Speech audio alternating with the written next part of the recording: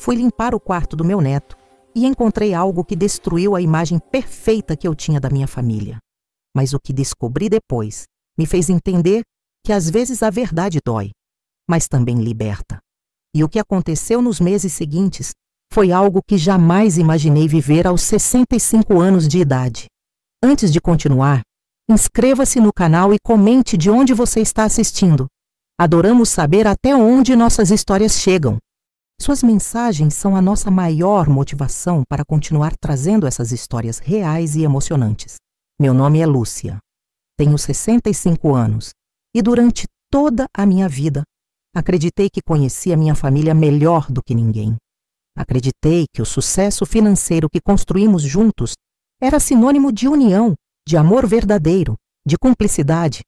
Acreditei que o luxo da nossa casa de 3 andares, os carros importados na garagem, as viagens internacionais para a Europa todo ano e os jantares em restaurantes estrelados significavam que éramos abençoados por Deus. Mas eu estava completamente errada. E a descoberta que fiz no quarto do meu neto Pedro mudaria tudo, absolutamente tudo.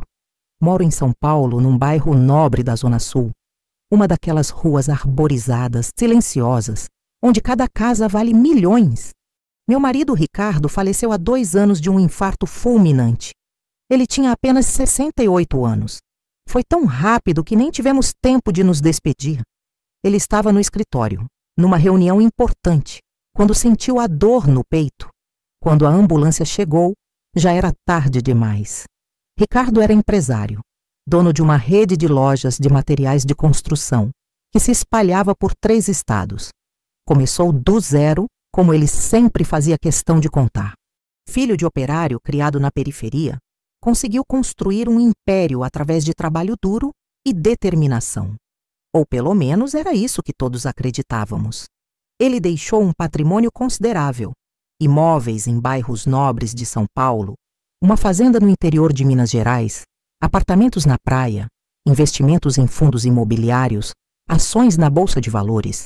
Deixou também 2 filhas, Renata e Camila, e 3 netos, Pedro de 16 anos, Júlia de 14 e Mateus de apenas 9. Depois que Ricardo partiu, a casa ficou grande demais para mim. Assustadoramente grande. Eram mais de 500 metros quadrados de área construída, 6 suítes, uma biblioteca, sala de cinema, academia, piscina aquecida, sauna. Andava pelos corredores e sentia o vazio ecoando nas paredes. Cada cômodo trazia uma lembrança dele. Seu cheiro ainda impregnava o closet. Suas canetas Montblanc ainda estavam sobre a escrivaninha do escritório. Mas Renata, minha filha mais velha, insistiu que eu continuasse morando lá. Mãe, essa casa é sua. O pai construiu isso para você, para nossa família. Não deixa ela ficar vazia. Não entrega nosso lar para os estranhos, dizia ela, segurando minhas mãos com aquele jeito carinhoso que sempre teve, olhando nos meus olhos com lágrimas sinceras. Renata sempre foi a filha exemplar, a filha perfeita, aquela que qualquer mãe se orgulharia de ter. Formada em administração de empresas pela FGV, com MBA em Harvard, casada com Roberto, um cirurgião plástico bem-sucedido que atendia celebridades, mãe dedicada de 2 filhos lindos e educados. Renata sempre soube o que dizer, como se vestir, como se comportar. Era elegante, polida, refinada. Nas festas de família, era ela quem organizava tudo, quem cuidava dos detalhes, quem garantia que tudo saísse perfeito. Camila, a mais nova, era diferente, muito diferente. Mais rebelde, mais livre, mais autêntica, eu diria. Divorciada aos 35 anos, depois de um casamento conturbado com um publicitário que a traiu repetidamente, ela decidiu recomeçar a vida sozinha. Trabalha como arquiteta, tem seu próprio escritório, projeta casas modernas e sustentáveis. Mora sozinha num apartamento de 2 quartos no Itaim Bibi, cheio de plantas, quadros coloridos e uma gata persa chamada Luna. As 2 eram muito diferentes, como água e vinho. Renata sempre impecável com suas roupas de grife, cabelo alisado perfeitamente, unhas sempre feitas. Camila, com seus jeans rasgados, tênis All-Star, cabelo cacheado solto, sem maquiagem. Renata frequentava clubes exclusivos. Camila preferia bares alternativos. Renata dirigia um BMW. Camila andava de bicicleta. Mas eu amava ambas igualmente. Ou pelo menos achava que sim, porque o que eu descobriria em breve me faria questionar tudo, absolutamente tudo sobre minha família. Tudo começou numa terça-feira ensolarada de outubro. Um daqueles dias em que o céu está azul demais, quase irreal, sem uma única nuvem, e você sente que nada de ruim pode acontecer. As flores do jardim estavam floridas, os passarinhos cantavam nas árvores, o ar estava fresco e perfumado. Eu estava em casa, como sempre. Desde que Ricardo morreu, minha rotina ficou previsível, quase entorpecente. Acordar às 7 da manhã, tomar café sozinha na enorme mesa de jantar, que acomodava 12 pessoas, cuidar do jardim que o jardineiro já havia cuidado, assistir aos programas de auditório e às novelas, preparar o jantar para quando Renata e os netos viessem me visitar. Eles moravam num condomínio fechado de altíssimo padrão a apenas 10 minutos de distância, e era comum passarem a tarde comigo, especialmente nos finais de semana. Minha vida havia se resumido a isso: esperar. Esperar visitas. Esperar que o tempo passasse. Esperar que a solidão doesse menos.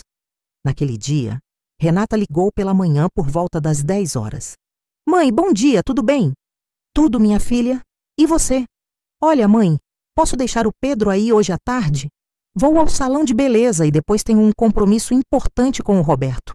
A reunião de pais da escola do Mateus foi remarcada e eu não posso faltar. O Pedro vai fazer a lição de casa e não vai dar trabalho nenhum, pode ser? Claro, minha filha. Pode trazer. Fico até feliz com a companhia. Ah, mãe, obrigada. Você é um amor. Levo ele aí umas 2 da tarde, tá bom? Perfeito. Vou fazer aquele bolo de cenoura que ele adora. Ai, mãe, você é a melhor avó do mundo. Beijo, te amo. Eu também te amo, minha filha.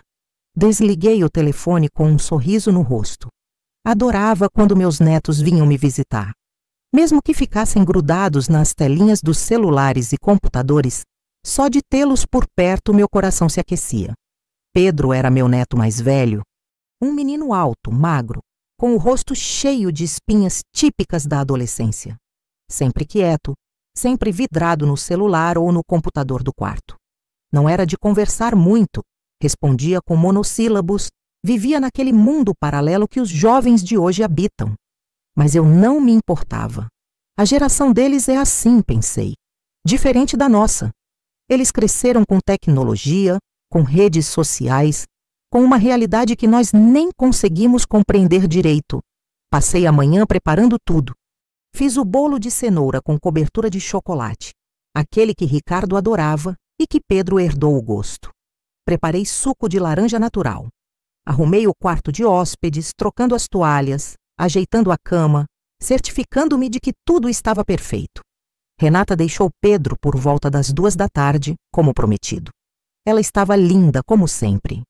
Usava um conjunto de alfaiataria bege, sapatos de salto nude, bolsa prada, óculos escuros enormes. Parecia uma executiva saída de uma revista de moda. Mãe, muito obrigada de novo. Busco ele umas 7, 7:30, tá bom? Sem problemas, minha filha. Vai tranquila. Pedro, comportamento, viu? Não fica só no celular, conversa com a vovó. Tá bom, mãe, respondeu Pedro sem tirar os olhos da tela do smartphone. Renata revirou os olhos, me deu um beijo no rosto e foi embora no seu BMW preto, acelerando pela rua arborizada. Pedro subiu direto para o quarto de hóspedes que costumávamos chamar de quarto dele. Era um cômodo espaçoso no segundo andar, com uma cama king size de dossel, uma escrivaninha de madeira maciça importada, uma estante cheia de livros que Ricardo colecionava ao longo da vida, clássicos da literatura brasileira e mundial, encadernados em couro, alguns raros e caríssimos. Vó, vou estudar, tá? Tenho prova de matemática amanhã, qualquer coisa eu desço. Tudo bem, meu amor. Vou fazer o bolo. Quando ficar pronto, eu te chamo pra gente tomar um lanche junto. Beleza, respondeu ele, já subindo as escadas 2 degraus por vez. As horas passaram devagar, como sempre. Fiz o bolo que encheu a casa com aquele cheiro delicioso de chocolate e canela. Reguei as plantas do jardim, mesmo sabendo que o jardineiro viria no dia seguinte. Organizei a despensa, separando os produtos que estavam próximos do vencimento. Assisti a um programa de culinária na televisão. Quando o relógio da sala marcou 5 da tarde, subi as escadas para chamar Pedro para o lanche. Bati na porta de leve. Pedro, meu amor, o bolo tá pronto. Nada. Bati de novo, um pouco mais forte. Pedro. Silêncio absoluto. Pedro. Girei a maçaneta e abri a porta devagar, achando que ele estivesse com fones de ouvido, concentrado nos estudos ou ouvindo música. O quarto estava vazio. Completamente vazio. Estranhei na hora. Olhei ao redor. A mochila dele estava sobre a cama, aberta, com cadernos e livros espalhados, mas ele não estava lá. Fui até a janela e olhei para a rua. O portão da frente estava fechado.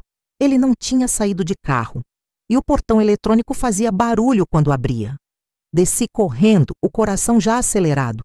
Pedro? Pedro, onde você está? Procurei na sala, na cozinha, no lavabo, no escritório, no jardim. Nada, nenhum sinal dele. Foi então que meu celular tocou, me fazendo pular de susto. Era uma mensagem de Pedro. Vó, desculpa, fui até a casa de um amigo aqui perto. Esqueci de avisar, volto logo. Suspirei, aliviada e irritada ao mesmo tempo.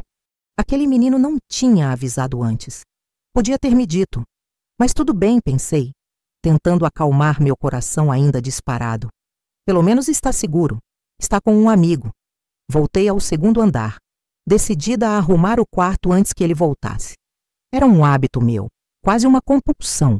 Deixar tudo impecável, organizado, no lugar certo. Não suportava desordem. Ricardo sempre dizia que eu tinha TOC, transtorno obsessivo compulsivo. Eu ria, mas sabia que ele tinha um pouco de razão. Comecei a arrumar a cama, esticando o edredom, ajeitando as almofadas decorativas. Peguei os livros e cadernos espalhados e os organizei sobre a escrivaninha. Foi quando notei que a gaveta estava entreaberta. Não era comum. Aquela gaveta sempre ficava fechada. Dentro dela, Ricardo guardava coisas pessoais. Canetas antigas, cadernetas de anotações, documentos. Fui fechar a gaveta, apenas empurrando-a de volta ao lugar. Mas algo me fez parar. Dentro da gaveta, meio escondido sob alguns cadernos escolares de Pedro, algumas canetas e um estojo de geometria, havia um envelope pardo, grosso, pesado, velho, pelo aspecto amarelado do papel. Meu coração acelerou sem motivo aparente. Uma sensação estranha tomou conta de mim, como se uma voz interior me alertasse. Cuidado, Lúcia! O que está nesse envelope pode mudar tudo. Peguei o envelope com mãos trêmulas. Estava sem remetente, sem nome, sem endereço, apenas fechado com fita adesiva amarelada pelo tempo. Não devo abrir, pensei imediatamente. É invasão de privacidade. Pode ser algo pessoal do Pedro, algum trabalho de escola, alguma coisa particular. Mas minhas mãos tremiam.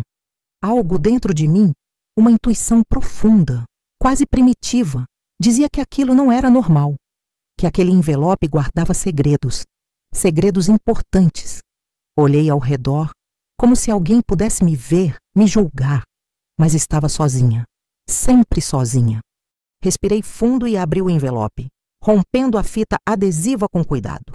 Dentro dele havia documentos, muitos documentos. Papéis velhos, alguns amarelados, outros mais recentes. Contratos, escrituras, certidões, extratos bancários com valores absurdos. E, no meio de tudo aquilo, dobrada cuidadosamente, uma carta manuscrita. Reconheci a letra imediatamente. Era do Ricardo, do meu marido. Minhas pernas quase cederam. Sentei na cadeira da escrivaninha, o envelope no colo, as mãos tremendo tanto que mal conseguia segurar os papéis. Comecei a ler a carta e senti o mundo desabar ao meu redor. A carta era dele, do Ricardo, sem dúvida alguma. A letra era inconfundível. Aquela caligrafia firme, um pouco tremida nos últimos anos por causa da artrose, mas ainda assim dele, totalmente dele. Lúcia, amor da minha vida, se você está lendo esta carta, é porque eu já não estou mais neste mundo. E é porque alguém decidiu que você precisava saber a verdade. Uma verdade que escondi de você durante todos esses anos, porque tinha medo. Medo de perder você. Medo de ver a decepção nos seus olhos. Medo de destruir a imagem que você tinha de mim. Perdoe-me, meu amor, pelo que fiz, pelo que fui, pelo homem que nunca tive coragem de ser. Durante anos construí uma imagem de homem honesto, trabalhador, self-made man, pai de família exemplar. Mas a verdade, Lúcia, é que cometi erros, erros graves, erros criminosos. Há 10 anos, quando os negócios estavam ruins, quando a crise econômica quase destruiu as lojas, quando eu estava prestes a perder tudo que havíamos construído juntos, fiz um acordo com pessoas erradas, pessoas muito erradas. Comecei a lavar dinheiro através das lojas. Muito dinheiro. Dinheiro de tráfico, de corrupção, de crimes que eu nem quero saber. Recebia o dinheiro sujo, misturava com as vendas legítimas, emitia notas fiscais falsas, movimentava contas fantasmas. Consegui sair disso depois de 3 anos, quando os negócios melhoraram e eu pude encerrar aquela parceria maldita. Mas não saí ileso.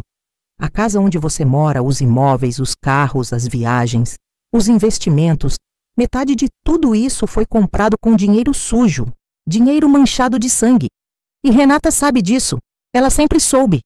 Descobriu por acidente, há 5 anos, quando mexeu nos meus documentos procurando a escritura de um apartamento. Confrontou-me, ameaçou me denunciar.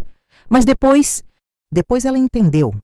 Entendeu que denunciar-me seria destruir a família. Perder tudo. Acabar com o padrão de vida dela, dos netos, seu. Então fizemos um acordo silencioso. Ela manteria o segredo e, em troca, eu lhe garantiria a maior parte da herança. Perdoe-me, meu amor. Perdoe-nos.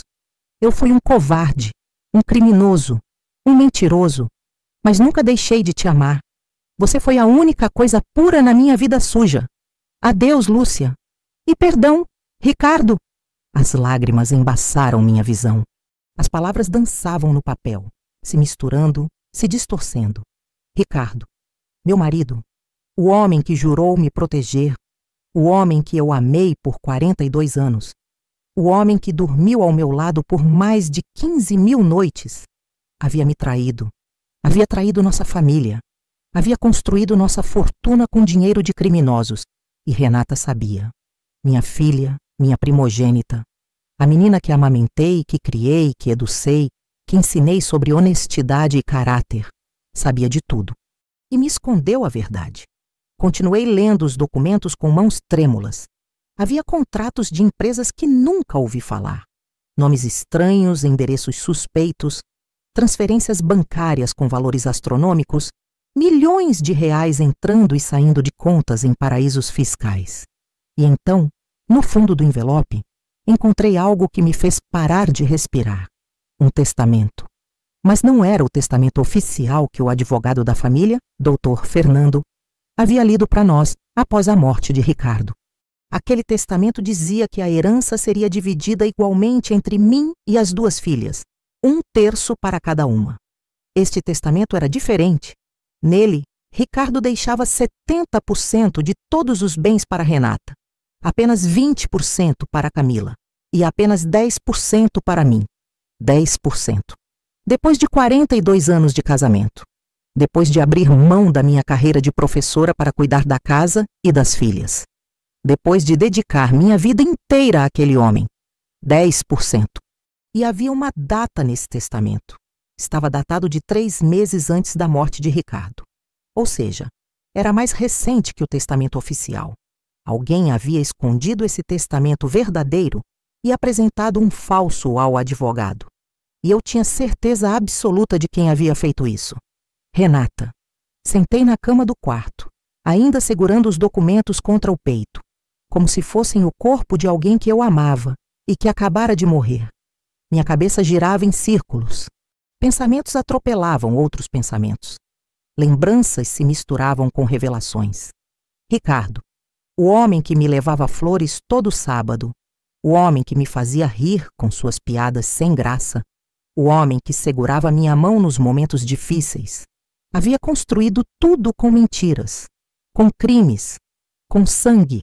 E Renata, minha menina linda, minha primeira filha, a primeira vez que senti um coração bater dentro de mim, a primeira vez que amamentei, a primeira palavra, o primeiro passo, a formatura, o casamento, havia me traído da pior forma possível. Havia roubado minha herança. Havia falsificado documentos. Havia me enganado, olhando nos meus olhos, me abraçando, dizendo: "Eu te amo, mãe", enquanto guardava esse segredo monstruoso. As lágrimas escorreram pelo meu rosto, quentes, salgadas, amargas, mas não eram apenas lágrimas de tristeza. Eram lágrimas de raiva, de traição, de revolta. Como puderam fazer isso comigo? Olhei ao redor do quarto. As paredes elegantes com papel de parede importado francês, os móveis de madeira de lei, o lustre de cristal bacará que custou uma fortuna. Tudo era falso. Tudo era uma mentira. Tudo estava manchado. Peguei o celular. Meus dedos pairaram sobre o nome de Renata na agenda. Pensei em ligar. Pensei em gritar. Pensei em confrontá-la naquele exato momento. Mas algo me fez parar. Calma, Lúcia. Pense bem. Pense com clareza. Se Renata havia falsificado o testamento, se havia escondido a verdade por todos esses anos, ela era perigosa. Ela não era mais a menina doce que eu conhecia. Era uma mulher capaz de mentir, manipular, roubar. E se eu a confrontasse agora, sem provas concretas, sem testemunhas, sem um plano, ela poderia destruir tudo. Poderia fazer os documentos desaparecerem. Poderia me fazer parecer louca, senil, confusa, paranoica. Poderia me internar em uma clínica psiquiátrica, assumir minha curatela, tomar o controle de tudo. Não, eu precisava ser inteligente. Precisava pensar estrategicamente. Respirei fundo várias vezes, tentando controlar o tremor nas mãos, a aceleração do coração, o pânico que ameaçava me dominar. Guardei os documentos de volta no envelope cuidadosamente. Fechei a gaveta. Olhei ao redor para ter certeza de que tudo estava exatamente como antes. Desci as escadas lentamente, segurando no corrimão as pernas bambas. Quando Pedro voltou por volta das 6 da tarde, agi como se nada tivesse acontecido. "Oi, vó. Desculpa o susto. Esqueci completamente de avisar que ia sair." "Tudo bem, meu anjo?" respondi, forçando um sorriso que doía no rosto. "Já tá na hora de sua mãe vir te buscar, né? Vem, vamos lanchar. Fiz aquele bolo que você adora." Sentamos na cozinha. Pedro comeu 3 pedaços de bolo enquanto mexia no celular. Eu apenas tomei um chá, incapaz de engolir qualquer coisa sólida. Renata chegou às 7h15 da noite. Linda como sempre, impecável, perfeita por fora, podre por dentro. "Oi, mãe. Como foi o dia?" Olhei para ela, aquele rosto que eu conhecia tão bem, aqueles olhos castanhos que eram iguais aos meus, aquele sorriso que iluminava qualquer ambiente, e senti nojo. Pela primeira vez na vida, senti nojo da minha própria filha. Mas sorri de volta. "Tranquilo, minha filha. Tudo bem." O Pedro se comportou? Sim, foi um anjo. Mentira, eu estava mentindo. Mas era necessário. Absolutamente necessário. Renata me beijou na testa, como sempre fazia. "Mãe, a senhora é maravilhosa. Não sei o que faríamos sem você. Ficariam com minha parte da herança", pensei, amarga. Mas sorri de novo. "Imagina, minha filha. Família é tudo." "É mesmo, né?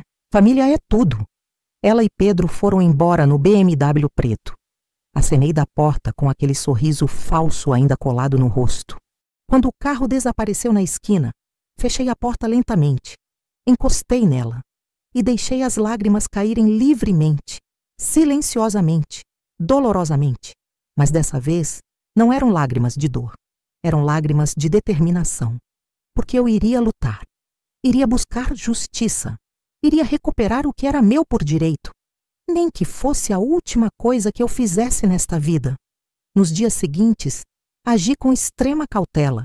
Cada palavra, cada gesto, cada expressão facial precisavam ser calculados. Não podia deixar Renata desconfiar. Não podia dar nenhum sinal de que eu sabia a verdade. Continuei com minha rotina normal, quase roboticamente. Acordava, tomava café, cuidava do jardim, assistia televisão, recebia visitas. Mas nas horas vagas, quando tinha certeza de estar sozinha, investigava. Tirei cópias de todos os documentos que encontrei no envelope. Levei-os a uma papelaria distante do bairro, onde ninguém me conhecia, e fiz 3 cópias de cada página. Guardei uma cópia em casa, num lugar secreto, onde Renata jamais procuraria, dentro de uma lata de café vazia, no fundo da despensa. Guardei outra cópia num cofre que aluguei em um banco diferente daquele onde sempre mantive minhas contas, e entreguei a 3ª cópia para Camila. Foi difícil decidir quando e como contar para Camila. Minha filha mais nova merecia saber a verdade, mas eu tinha medo de sua reação. Medo de que ela confrontasse Renata impulsivamente. Medo de que tudo desmoronasse antes que eu pudesse reunir provas suficientes. Liguei para ela numa quinta-feira chuvosa. Mãe, que surpresa boa, tudo bem? Camila, minha filha, preciso conversar com você. Pessoalmente. É urgente. Houve uma pausa. Tá tudo bem, mãe? A senhora tá me assustando. Estou bem, não se preocupe. Mas preciso mesmo falar com você. Pode vir aqui amanhã? Claro, mãe. Vou aí de manhã. Cancelo meus compromissos. Obrigada, minha filha. Te amo. Eu também te amo, mãe. Naquela noite, mal consegui dormir. Revirava na cama, olhava para o teto, escutava os sons da casa, o relógio do corredor marcando as horas, o vento batendo nas janelas, meu próprio coração acelerado. Ricardo, Renata, mentiras, crimes, traição, como tudo chegou a esse ponto. Quando foi que minha família perfeita se transformou nessa farsa horrível? Na manhã seguinte, sexta-feira, Camila chegou às 10 horas. Ela estava diferente do habitual. Sem maquiagem, cabelo preso num coque bagunçado, roupas simples. Parecia preocupada. Mãe, o que aconteceu? A senhora está me deixando apavorada. Preparei café, sentamos na sala. Olhei para minha filha mais nova, aquela que sempre foi mais sincera, mais transparente, mais autêntica. E contei tudo. Contei sobre o envelope, sobre a carta de Ricardo, sobre os crimes, sobre o dinheiro sujo, sobre o testamento falso, sobre a traição de Renata. Camila ficou pálida. Suas mãos tremeram ao segurar a xícara de café. Seus olhos se encheram de lágrimas. Mãe, isso não pode ser verdade. Não pode. Mostrei-lhe as cópias dos documentos. Ela leu cada página lentamente, cuidadosamente, como se não conseguisse acreditar no que via. Quando terminou, deixou os papéis caírem no chão, cobriu o rosto com as mãos e começou a chorar. Chorou como não chorava desde criança. Soluços profundos, dolorosos que vinham do fundo da alma. Sentei ao seu lado no sofá. Abracei-a. E choramos juntas, mãe e filha, unidas pela dor da traição. O papai era um criminoso, Camila murmurou entre soluços. E a Renata, minha irmã, minha própria irmã, nos roubou. Eu sei, minha filha, eu sei. Como ela pôde, mãe? Como ela pôde fazer isso com a gente? Não sei, Camila, não sei. Ficamos abraçadas por um longo tempo, em silêncio, apenas sentindo a presença uma da outra. Então Camila se afastou, enxugou as lágrimas e me olhou com uma determinação que não via há anos. O que a gente vai fazer, mãe? Vamos lutar, respondi firme. Vamos buscar justiça. Vamos recuperar o que é nosso. Como? Primeiro vamos ao advogado. Não o doutor Fernando, que foi o advogado do seu pai. Vamos tentar novamente continuar outro. Um advogado especialista em direito de família e sucessões. Alguém que não tenha ligação nenhuma com a Renata ou com os negócios do seu pai. Camila assentiu. Conheço alguém, uma colega da faculdade que se formou em direito. Ela trabalha num escritório grande especializado nisso. Posso ligar para ela? Pode. Mas antes preciso fazer outra coisa. O quê? Preciso ir ao escritório do Dr. Fernando. Preciso ver os documentos originais do inventário. Preciso confirmar minhas suspeitas. Quer que eu vá com você? Não. É melhor eu ir sozinha. Se formos juntas, pode levantar suspeitas. Vou marcar uma consulta normal, como se fosse apenas tirar dúvidas. Na segunda-feira seguinte, fui ao escritório do Dr. Fernando. Fica num prédio comercial elegante na Avenida Paulista, todo de vidro espelhado com vagas de estacionamento que custam uma fortuna por hora. O escritório era no 12º andar. Sala ampla, moderna, com móveis de design italiano, quadros abstratos nas paredes, vista panorâmica da cidade. Dr. Fernando me recebeu pessoalmente. Ele era amigo de Ricardo há mais de 20 anos. Um homem de uns 60 anos, cabelos grisalhos, terno impecável, relógio Rolex no pulso. Dona Lúcia, que surpresa agradável! Como a senhora está? Bem, doutor. Obrigada por me receber. Imagina! A senhora pode vir aqui quando quiser. O que posso fazer pela senhora? Respirei fundo, ensaiando mentalmente o que havia preparado. Dr. Fernando, eu gostaria de revisar alguns documentos do inventário do Ricardo. É possível? Ele franziu ligeiramente a testa. Claro, claro, mas há algum problema, dona Lúcia? Forcei um sorriso tranquilo. Não, doutor. Não é problema nenhum. É só para minha tranquilidade. Sabe como é? A gente fica com dúvidas, quer ter certeza de que tudo está certo. Coisa de viúva, né? Ele sorriu, parecendo aliviado. Entendo perfeitamente. Vou pedir para minha secretária trazer o processo. Um momento. Ele saiu da sala. Meu coração disparou. Minhas mãos suaram, mas mantive a compostura. Minutos depois, ele voltou com uma pasta grossa, cheia de documentos. Aqui está tudo, dona Lúcia. O testamento, as escrituras, as partilhas, tudo. Comecei a folhear os papéis lentamente. E lá estava. O testamento falso. Aquele que dizia que a herança seria dividida igualmente. Doutor, esse testamento, ele foi registrado em cartório? Sim, claro. Por quê? E quem trouxe o documento original para o senhor? Quem entregou o testamento? Ele hesitou por um segundo pensando. Foi sua filha, Renata. Ela disse que o senhor Ricardo havia deixado o documento com ela, guardado no cofre particular dele. Por que a pergunta, dona Lúcia? Meu estômago revirou, mas mantive o rosto neutro. Ah, é que eu não me lembrava. A memória já não é mais a mesma, sabe como é? Entendo. Mas fique tranquila, está tudo certinho. O testamento é válido, foi devidamente registrado. E o senhor? O senhor chegou a ver o cofre particular do Ricardo? Chegou a acompanhar a abertura? Não. Sua filha trouxe o documento já extraído do cofre. Isso é normal, dona Lúcia. A família costuma fazer isso antes de procurar o advogado. Assenti lentamente. Entendo. E o senhor tem uma cópia desse testamento? Posso levar? Claro. Vou mandar fazer uma cópia autenticada para a senhora. Enquanto ele saía para pedir a cópia, aproveitei para fotografar algumas páginas do processo com meu celular. Fotos discretas, rápidas, especialmente as páginas com assinaturas, carimbos, datas. Quando ele voltou, agradeci efusivamente. Muito obrigada, Dr. Fernando. O senhor é muito atencioso. Imagina, dona Lúcia. Qualquer dúvida, estou à disposição. Saí do escritório com as pernas bambas, mas com algo precioso nas mãos. A confirmação de que Renata havia, de fato, manipulado o testamento. Nos dias seguintes, Camila e eu nos reunimos com a advogada que ela havia indicado. Doutora Patrícia era uma mulher de uns 40 anos, séria, competente, com fama de ser implacável nos tribunais. Contamos toda a história. Mostramos os documentos. Ela analisou tudo com extrema atenção, fazendo anotações, comparando datas, verificando assinaturas. Isso é grave, ela disse finalmente. Muito grave. Falsificação de testamento, sonegação de informações, apropriação indébita de herança. Sua filha pode ir presa. Meu coração apertou. Por mais que Renata tivesse me traído, ainda era minha filha. A ideia de vê-la presa me enchia de dor. E o dinheiro sujo? Perguntou Camila. Os crimes do nosso pai? Doutora Patrícia suspirou. Isso complica tudo.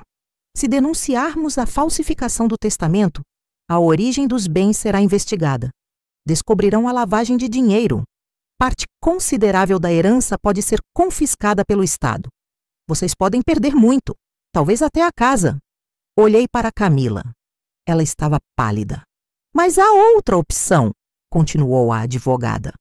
Podemos tentar um acordo extrajudicial.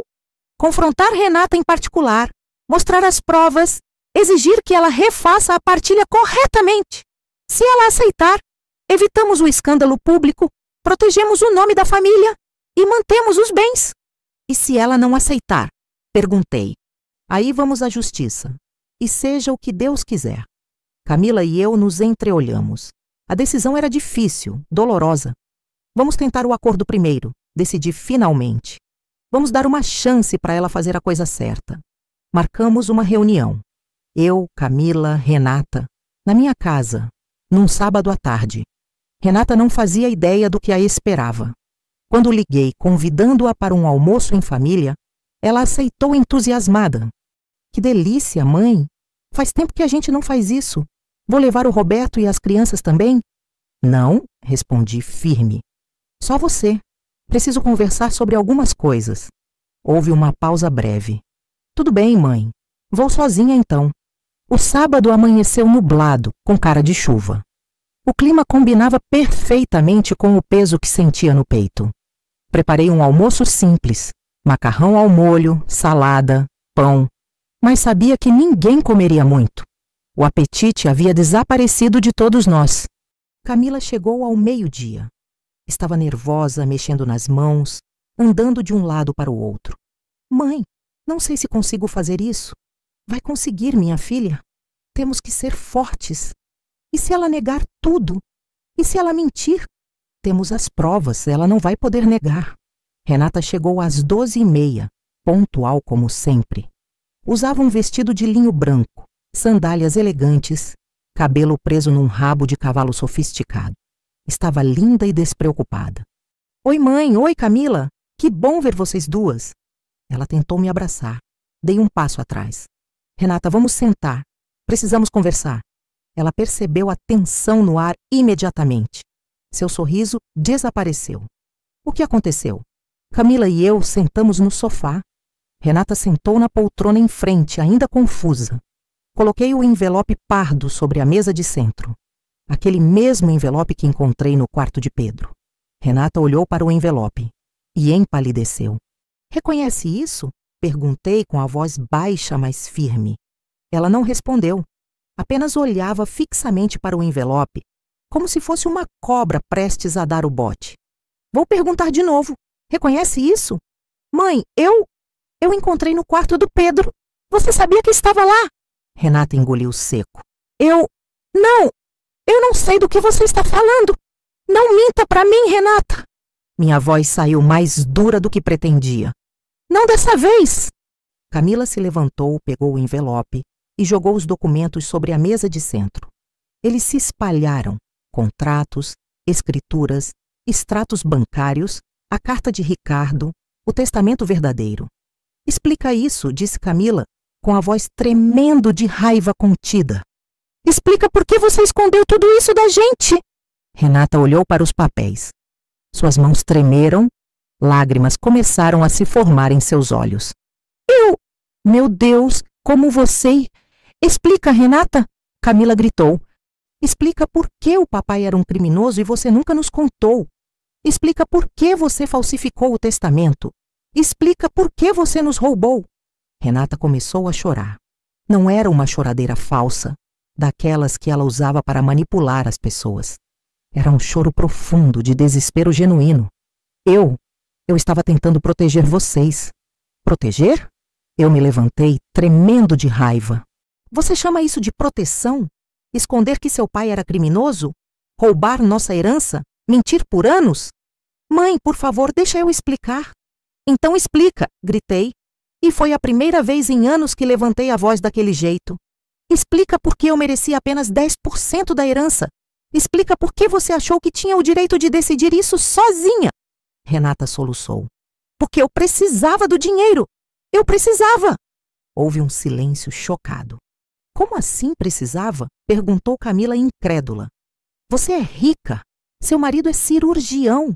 Vocês vivem num condomínio de luxo. Vocês não entendem. Renata limpou as lágrimas com as costas da mão. O Roberto tem dívidas. Muitas dívidas. Dívidas de jogo. Ele apostou tudo que tínhamos. Perdeu tudo. Estávamos prestes a perder a casa, os carros, tudo. Eu precisava daquele dinheiro para salvar minha família. Fiquei sem palavras. Então você decidiu sacrificar a nossa família para salvar a sua? Perguntou Camila amarga. Eu não sabia o que fazer. Estava desesperada. Quando o papai morreu e eu vi aquele testamento verdadeiro, eu vi uma oportunidade. Uma forma de resolver tudo. Então você escondeu o testamento verdadeiro e apresentou um falso ao advogado, concluí com a voz gelada. Renata assentiu, ainda chorando. Eu mandei falsificar. Paguei um falsário. Troquei os documentos e apresentei o falso como se fosse o original. Meu Deus, murmurou Camila. Você é uma criminosa, assim como o papai. Renata olhou para a irmã, depois para mim. Eu sei que fiz algo terrível, mas eu estava com medo, estava desesperada. Não sabia que outro caminho seguir. Sentei novamente, de repente exausta. Você podia ter vindo falar comigo, Renata. Podia ter pedido ajuda. Podia ter sido honesta. E você ia fazer o quê, mãe? Dar seu dinheiro para o Roberto pagar as dívidas de jogo dele? Você nem sabia que ele jogava. Não sei o que eu teria feito, mas pelo menos você teria me dado a chance de decidir. Me dado a chance de confiar em você. Houve um longo silêncio, quebrado apenas pelos soluços de Renata. Então, Camila respirou fundo e disse: Você tem duas opções, Renata. Ou você refaz a partilha corretamente, divide tudo como deveria ter sido dividido desde o início, e a gente tenta superar isso em família. Ou a gente vai à justiça, denuncia a falsificação e você vai presa. Renata arregalou os olhos. Vocês iriam me denunciar? Sem pensar duas vezes, respondeu Camila fria. Você traiu nossa confiança. Roubou da nossa mãe, da nossa família. Por que não deveríamos te denunciar? Porque eu sou sua irmã? Irmã? Camila riu, mas era uma risada sem humor. Irmãs não fazem isso umas com as outras. Renata se virou para mim desesperada. Mãe, por favor, não deixa elas me denunciarem. Eu tenho filhos. Pensa nos meus filhos. Olhei para ela. Aquela mulher à minha frente era minha filha. A menina que gerei, que carreguei no ventre, que trouxe ao mundo com dor e amor. Mas também era uma estranha. Alguém capaz de mentir, roubar, trair. Renata, comecei, escolhendo cada palavra cuidadosamente. Você quebrou algo precioso. Quebrou a confiança. Quebrou nossa família. E isso não se conserta facilmente. Eu sei, mãe, eu sei. Mas... respirei fundo. Mas eu estou disposta a te dar uma chance. Uma única chance. Se você refizer a partilha corretamente, se você regularizar os bens que foram comprados com dinheiro ilegal, se você for honesta daqui para frente, eu posso tentar perdoar. Não vou esquecer. Nunca vou esquecer. Mas posso tentar perdoar. Renata se ajoelhou no chão, na minha frente, segurando minhas mãos. Obrigada, mãe, obrigada. Eu juro que vou consertar tudo. Juro pela vida dos meus filhos. Não jure pela vida deles, disse eu com firmeza. Jure pela sua palavra e cumpra. Nas semanas seguintes, Renata cumpriu sua promessa. Ela contratou a doutora Patrícia, a mesma advogada que Camila e eu havíamos consultado, para cuidar de todo o processo. Confessou a falsificação do testamento, assumiu a responsabilidade e iniciou o processo de retificação da partilha. Foi um trabalho longo, burocrático, doloroso. Precisamos voltar ao cartório, refazer documentos, pagar taxas, enfrentar a desconfiança do doutor Fernando, que inicialmente não queria acreditar que havia sido enganado. Mas Renata persistiu. Mesmo sob a humilhação de admitir o que havia feito, mesmo sabendo que sua reputação estava arruinada, ela continuou. Também contratou um advogado especializado em crimes financeiros para regularizar os bens que Ricardo havia comprado com dinheiro ilegal. Esse processo foi ainda mais complexo e angustiante. Descobrimos que vários dos imóveis, incluindo a casa onde eu morava, haviam sido adquiridos total ou parcialmente com dinheiro de origem criminosa. O advogado negociou com as autoridades. Pagamos multas pesadas, devolvemos valores, perdemos alguns bens. Foi devastador ver parte da herança desaparecer, mas também foi libertador, porque pela primeira vez em anos tudo era honesto, limpo, verdadeiro. A casa onde eu morava foi avaliada. Descobrimos que 40% do valor havia vindo de dinheiro sujo. Tivemos que pagar esse valor ao governo. Como não tínhamos liquidez suficiente, decidimos vender a casa. Foi uma das decisões mais difíceis da minha vida. Aquela casa guardava 40 anos de memórias. Foi ali que criei minhas filhas. Foi ali que comemorei aniversários, natais, formaturas. Foi ali que Ricardo morreu. Mas também era ali que ele havia construído suas mentiras. Era ali que Renata havia tramado sua traição. As paredes guardavam segredos podres. Coloquei a casa à venda numa quinta-feira chuvosa de novembro. 3 semanas depois, um jovem casal de empresários fez uma oferta generosa. Aceitei. Com o dinheiro da venda, depois de pagar as dívidas com o governo e regularizar tudo, comprei um apartamento. Não era enorme como a casa. Tinha apenas 2 quartos, uma sala ampla, cozinha integrada, uma varanda com vista para um parque arborizado. Mas era aconchegante. Era honesto. Era meu. Camila me ajudou na mudança. Passamos semanas embalando coisas, separando o que levar e o que doar. Foi um processo catártico. Cada caixa fechada era um peso a menos nos ombros. Renata quis ajudar também, mas eu ainda não estava pronta para isso. A ferida ainda estava muito aberta, muito dolorida. Mãe, por favor, deixa eu ajudar. Ela implorou pelo telefone. Renata, eu preciso de tempo, preciso de espaço. Eu entendo, mas... Não, você não entende. Minha voz saiu mais dura do que pretendia. Você quebrou algo precioso. E mesmo que eu tenha decidido te perdoar, isso não significa que tudo voltou ao normal. Nada voltou ao normal. Ela começou a chorar do outro lado da linha. Eu sei, mãe, eu sei. Só queria mostrar que estou tentando. Eu sei que você está tentando, mas preciso de tempo. Por favor, respeite isso. Houve um silêncio longo. Então ela disse com a voz pequena: Tá bem, mãe, vou respeitar. Mas saiba que eu te amo.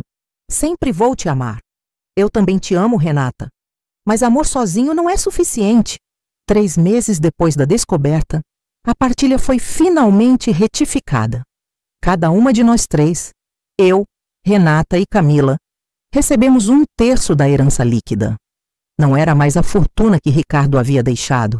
Depois de pagar as multas, regularizar os bens, quitar as dívidas do Roberto com agiotas perigosos, a herança havia diminuído consideravelmente.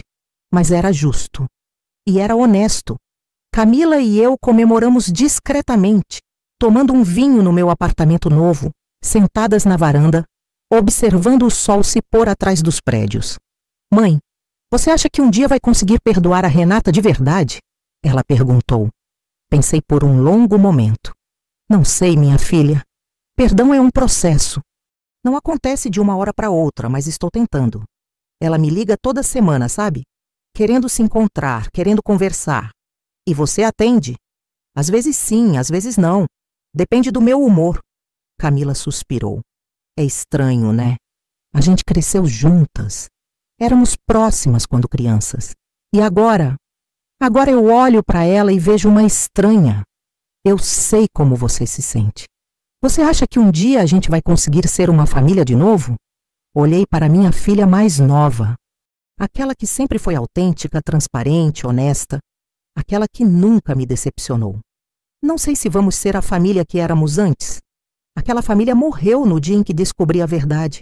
Mas talvez possamos construir uma família nova. Diferente, mais honesta, mais real. Camila sorriu, um sorriso pequeno, triste, mas esperançoso. Eu gostaria disso. Eu também. Brindamos em silêncio, enquanto a cidade se acendia com milhares de luzes na noite que caía. 6 meses após a descoberta, recebi uma ligação de Pedro, meu neto. Vó? É o Pedro. Oi, meu amor. Que surpresa boa, tudo bem? Tudo. Vó, eu queria te pedir desculpa. Desculpa, por quê? Por ter deixado aquele envelope no quarto. Foi culpa minha. Eu encontrei ele no escritório do vovô, escondido atrás dos livros. Fiquei curioso, guardei na minha mochila para ler depois e esqueci lá na sua casa. Se eu não tivesse mexido nas coisas do vovô, nada disso teria acontecido. Meu coração se apertou. Pedro, meu anjo, você não tem culpa de nada. Absolutamente nada. Você não causou o problema. Apenas revelou algo que já existia. Mas a mãe disse que foi por causa disso que vocês brigaram, que a família se separou. Não foi por sua causa, Pedro. Foi por causa das escolhas que adultos fizeram. Escolhas erradas. Você não tem nada a ver com isso. Ele ficou em silêncio por um momento. Vó, posso te visitar? Tenho saudade. Lágrimas encheram meus olhos. Claro que pode, meu amor. Pode vir quando quiser. Amanhã? Amanhã é perfeito. No dia seguinte, Pedro veio me visitar no apartamento novo. Ele olhou ao redor curioso. Ficou legal aqui, vó. Menor que a casa, mas mais aconchegante. É verdade, eu gosto mais daqui. Fizemos cookies juntos na cozinha. Algo que não fazíamos há anos. Ele me contou sobre a escola, sobre os amigos, sobre a namorada nova. Eu escutei, realmente escutei presente naquele momento. Quando ele estava indo embora, me abraçou forte. Vó, obrigado por não desistir da gente. Nunca vou desistir de vocês, meu amor. Nunca. Um ano após a descoberta, Renata pediu para me encontrar. Disse que tinha algo importante para falar comigo. Aceitei, mas com ressalvas. Marquei num café neutro, público, onde eu me sentiria segura. Ela chegou pontualmente. Estava diferente. Mais magra, com olheiras, sem a maquiagem impecável de sempre. Parecia cansada. Humana. Oi, mãe. Oi, Renata. Sentamos. Pedimos café. Houve um silêncio desconfortável. Então ela respirou fundo e disse: Mãe, eu vim pedir perdão. De verdade dessa vez. Não um pedido automático, desesperado como da primeira vez, mas um pedido consciente, maduro. Esperei que ela continuasse. Esse último ano foi o mais difícil da minha vida. Perdi minha reputação. Perdi a confiança da família. Quase perdi meu casamento. Roberto e eu fizemos terapia de casal e está sendo muito difícil. Perdi o respeito de mim mesma. Ela limpou uma lágrima que escorria. Mas também aprendi muito. Aprendi que dinheiro não vale nada se for conquistado com desonestidade.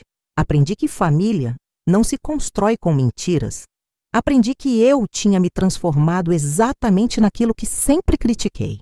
Uma pessoa corrupta, capaz de qualquer coisa por dinheiro.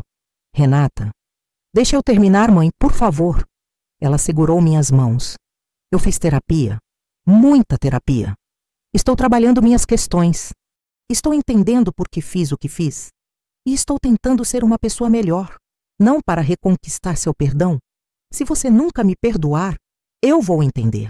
Mas para reconquistar meu próprio respeito. Olhei para ela. Realmente olhei. E vi pela primeira vez em muito tempo sinceridade verdadeira em seus olhos. Renata, o que você fez foi terrível. Você me magoou profundamente. Magoou sua irmã. Traiu nossa confiança de uma forma que eu jamais imaginei possível. Ela assentiu, chorando silenciosamente. Mas, respirei fundo. Mas eu vejo que você está tentando. Vejo que você está se esforçando para mudar. E isso significa algo. Significa que você me perdoa? Significa que estou no caminho do perdão. Não cheguei lá ainda. Talvez nunca chegue completamente. Mas estou caminhando nessa direção. Renata soluçou. Obrigada, mãe. Obrigada por me dar essa chance. Não me agradeça ainda. Perdão se constrói com ações, não com palavras. Mostre-me através das suas atitudes que você mudou. Mostre-me que posso confiar em você novamente. Vou mostrar. Todos os dias vou mostrar. Terminamos o café conversando sobre coisas triviais. Os netos, o tempo, os planos para as festas de fim de ano. Foi estranho, desconfortável em alguns momentos, mas também foi um começo. Um novo começo. Hoje, 2 anos após encontrar aquele envelope no quarto do Pedro, sentada na varanda do meu apartamento, tomando um chá de camomila, enquanto observo o pôr do sol tingir o céu de laranja e rosa, percebo algo fundamental. A vida não é feita de acertos, é feita de escolhas e de consequências. Ricardo escolheu o caminho fácil quando os negócios ficaram difíceis. Escolheu o dinheiro sujo em vez da honestidade e pagou o preço. Morreu carregando um segredo pesado, sem nunca ter a coragem de me contar a verdade. Renata escolheu a mentira quando enfrentou dificuldades. Escolheu trair a família em vez de pedir ajuda. E pagou o preço, perdeu a confiança que levou uma vida inteira para construir. Eu escolhi a verdade quando descobri as mentiras. Escolhi a justiça mesmo que doesse. E ganhei algo precioso, minha dignidade. Aprendi nesses 2 anos lições que nenhum livro poderia ensinar. Aprendi que o dinheiro não compra caráter, que o luxo não traz felicidade, que uma família unida por mentiras não é realmente uma família. É apenas pessoas coexistindo sob o mesmo teto de falsidade. Aprendi que perdoar não significa esquecer. Significa dar uma chance para que as pessoas cresçam, mudem, melhorem. Mas também significa estabelecer limites, proteger a si mesma, não permitir que abusem de você novamente. Aprendi que a coragem não está em evitar a dor. Está em enfrentá-la de cabeça erguida. Está em fazer a coisa certa, mesmo quando a coisa certa é a mais difícil. Minha relação com Renata está melhorando lentamente, muito lentamente. Ela vem me visitar uma vez por mês, trazemos os netos, tomamos chá, conversamos superficialmente. Ainda não conseguimos ter conversas profundas sem que a mágoa volte à superfície. Mas estamos tentando. Camila e eu ficamos muito próximas. Ela me visita toda semana. Almoçamos juntas, vamos ao cinema, fazemos caminhadas no parque. Construímos uma amizade sólida, baseada em honestidade e respeito mútuo. Os netos vêm me visitar regularmente. Pedro agora está na faculdade, estudando direito. Ironicamente, escolheu essa carreira após presenciar todo o processo legal que nossa família enfrentou. Júlia está no ensino médio, sonhando em ser médica. Mateus ainda é criança, inocente, feliz. A casa onde morei por 40 anos foi vendida para aquele jovem casal. Às vezes passo de carro pela rua e olho para ela. As flores que plantei ainda estão lá, florescendo nas estações certas. A árvore que Ricardo plantou quando Renata nasceu continua crescendo forte e alta. Mas não sinto saudade. Não sinto falta daquelas paredes que guardavam segredos. Meu apartamento pequeno, com sua varanda ensolarada e suas plantas, é muito mais lar do que aquela mansão jamais foi. Porque lar não é sobre tamanho ou luxo, é sobre verdade, sobre paz. Sobre poder dormir à noite com a consciência tranquila. Às vezes, nas noites silenciosas, penso em Ricardo. Pergunto-me se ele teve medo quando percebeu que estava morrendo. Se pensou em mim, nos segredos que levaria para o túmulo, nas consequências que sua covardia traria para a família. Pergunto-me se ele se arrependeu. A carta que deixou sugere que sim, mas arrependimento sem ação é vazio. Ele teve anos para me contar a verdade, anos para fazer a coisa certa, e escolheu o silêncio. Já não sinto raiva dele. A raiva se dissolveu com o tempo, deixando apenas uma tristeza melancólica. Tristeza pelo homem que ele poderia ter sido e não foi. Pelo casamento que poderia ter sido honesto e não foi. Pela vida que construímos sobre mentiras. Mas também sinto gratidão. Gratidão porque, no final, a verdade veio à tona. Gratidão porque tive a coragem de enfrentá-la. Gratidão porque, aos 67 anos, aprendi que nunca é tarde para recomeçar. Na semana passada, fiz algo que jamais imaginei que faria. Matriculei-me num curso de pintura. Sempre quis pintar.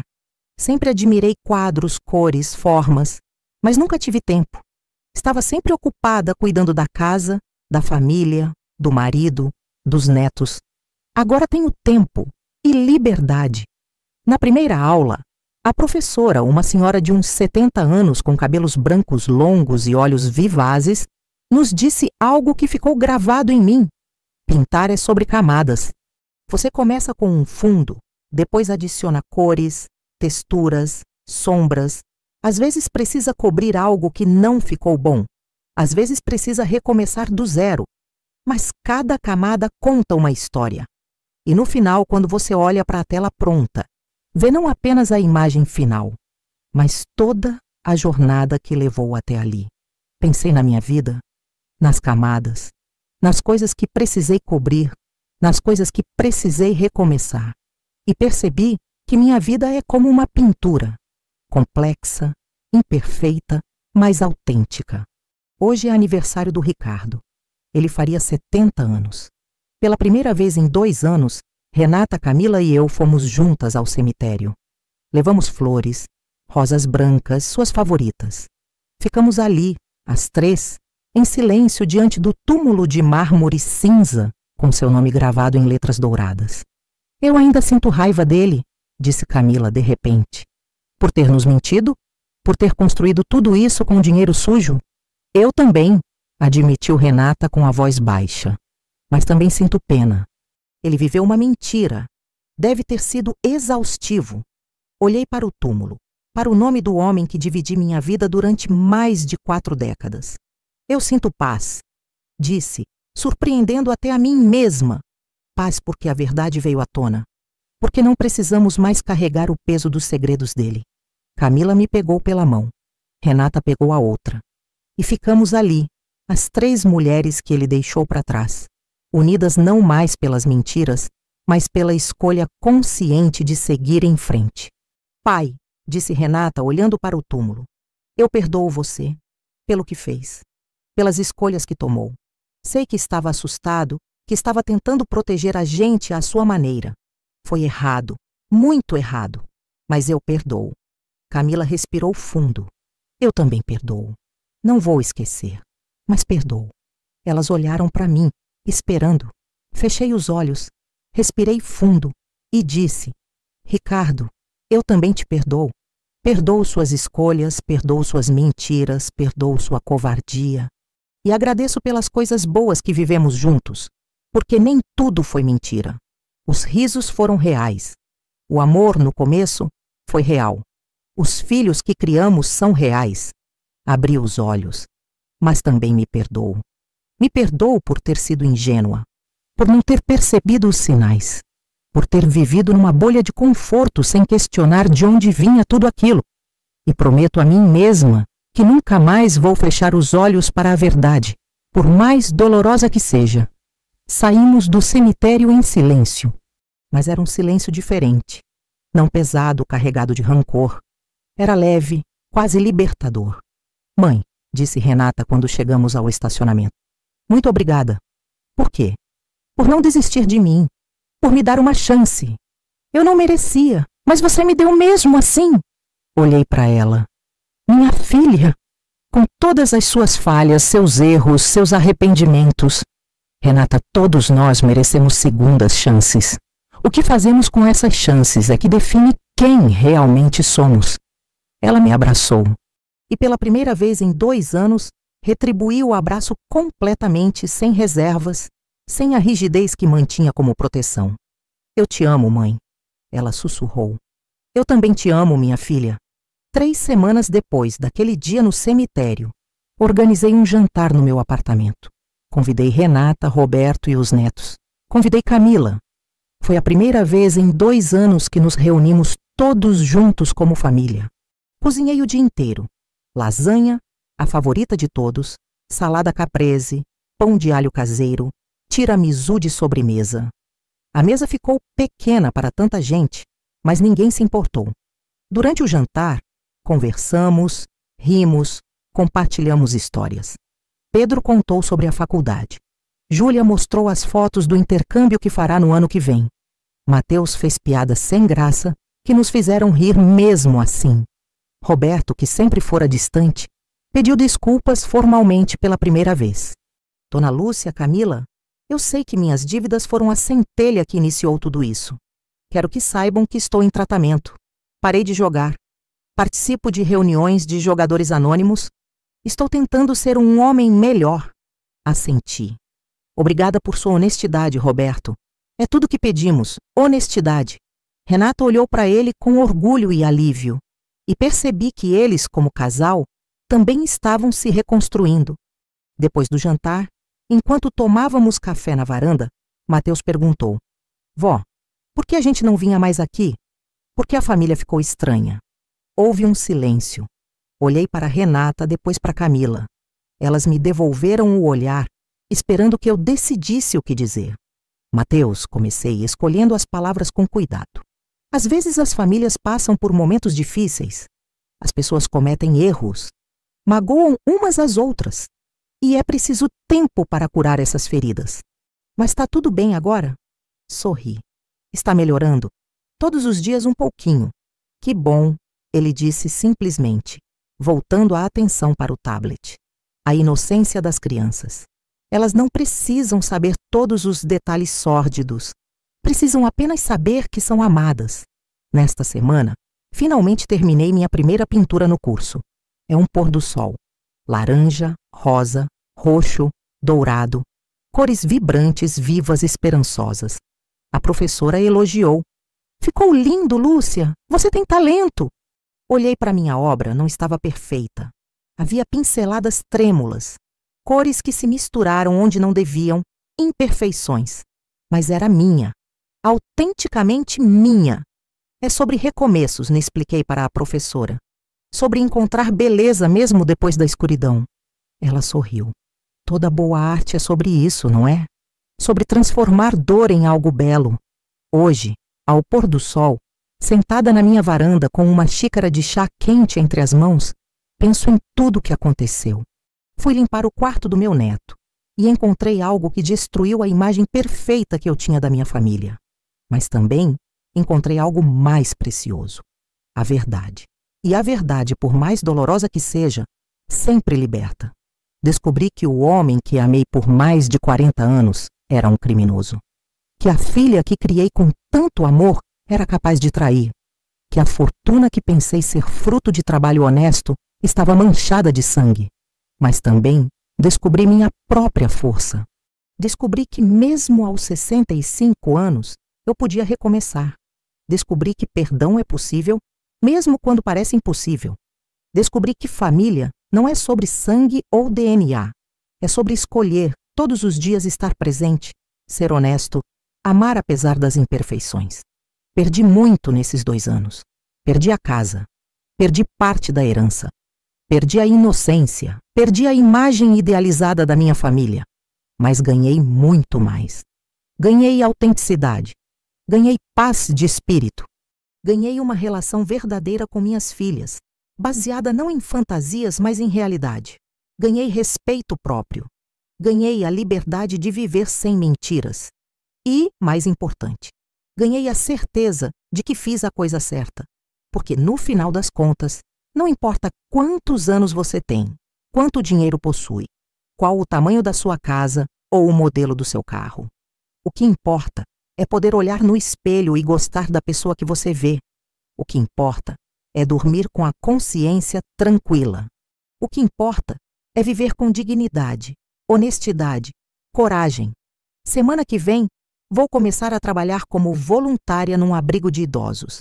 Quero compartilhar minha história com outros que, como eu, podem se sentir perdidos, traídos, sozinhos.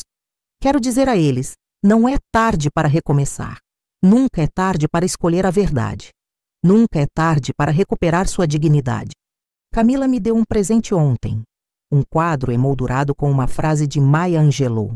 Você pode não controlar todos os eventos que acontecem com você, mas pode decidir não ser reduzido por eles. Pendurei o quadro na parede da minha sala. Leio essa frase todos os dias.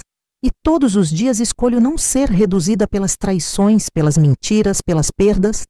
Todos os dias escolho me erguer, com a cabeça erguida, com dignidade, com esperança.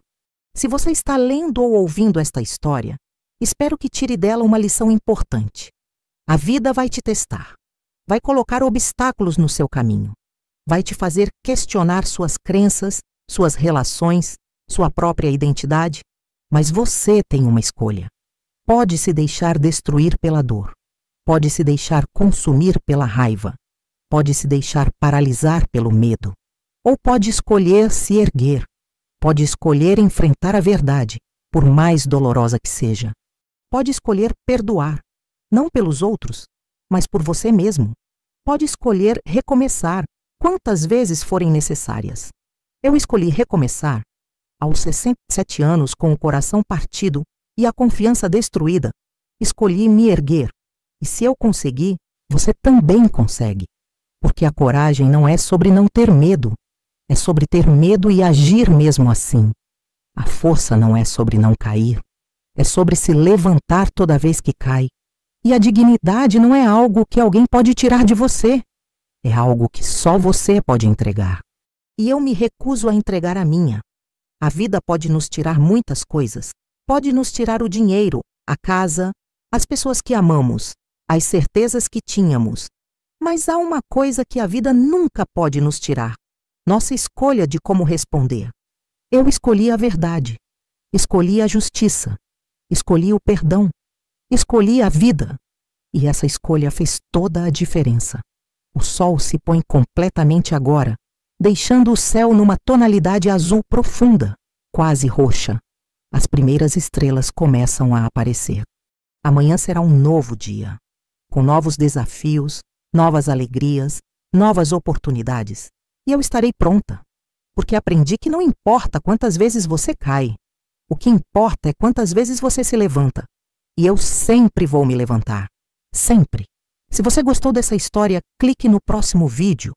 Lá tem mais um drama com uma reviravolta surpreendente. E lembre-se, a vida pode nos tirar tudo. O dinheiro, o conforto, até as pessoas que amamos. Mas nossa dignidade, nosso caráter, nossa escolha de fazer o que é certo, essas coisas só nós podemos entregar. Nunca entregue, nunca desista, nunca pare de lutar por sua verdade, porque no final, a verdade sempre vence. E quem escolhe a verdade, por mais dolorosa que seja, sempre encontra a paz. Obrigada por ter ficado até o final. Deixe seu comentário contando de onde você está nos assistindo e qual foi a parte da história que mais te emocionou. Sua participação é muito importante para nós. Cada comentário, cada like, cada inscrição nos motiva a continuar trazendo essas histórias reais que tocam o coração. Até a próxima história. E lembre-se, você é mais forte do que imagina